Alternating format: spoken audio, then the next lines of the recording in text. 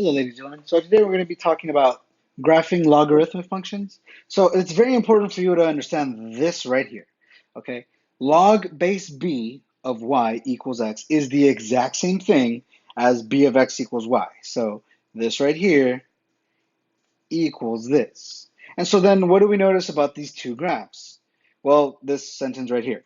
You can write an exponential equation as a logarithmic equation and vice versa. It's that circle of log stuff you learned with Mr. Coronado. So that's how it works. All right. This b is your base. That's why it's the base. Okay, and it goes down here. A is what goes inside the log, and then x is what equals. Okay, we can use it to our advantage later, but for now, we're going to be focusing on just how graphing works. Okay, so we have to remember this right here. All right, this is your vertical shift. This is your horizontal shift. Remember that it's also opposite. This is your stretch or shrink, and also flip if it's negative. And then this is your horizontal. There it is, horizontal stretch.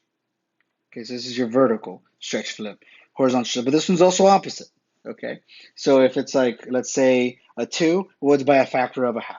If it's by a half, then it's by a factor of a 2. Okay, so for example, this is right here, this question. We have a vertical stretch of 3. We are shifted left 1 unit, and then we're moving down 2 units. Okay, easy.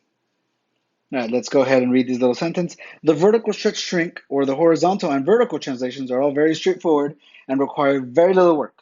But, okay, however, the horizontal stretch shrink is requiring more work when there is also horizontal translation involved to arrive at the correct answer. All right. Translation, this is what you got to do. Okay. You factor the inside. You pull out whatever you can. All right. So now y equals log base 3 minus 3. And then these two, I can pull out a 1/2. And so that would be 1/2, and then inside this parentheses would be x plus 4. Because if I redistribute, I get this back. All right. Well, now this right here, you know what? Let me do that in blue.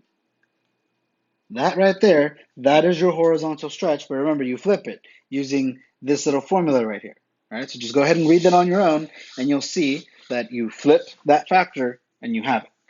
So this would be a horizontal stretch by 2, because that is the reciprocal of 1/2.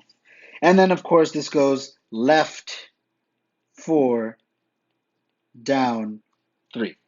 Okay, we'll do that again over here. So factor, so this gets factored, log. This would be 2, and then x minus 3 plus 1. So this has a horizontal stretch of, a factor, horizontal stretch by 1/2, because again, reciprocal of 2 is 1/2, and then it shifted, oh no, not left, that's shifted to the right. So right 3,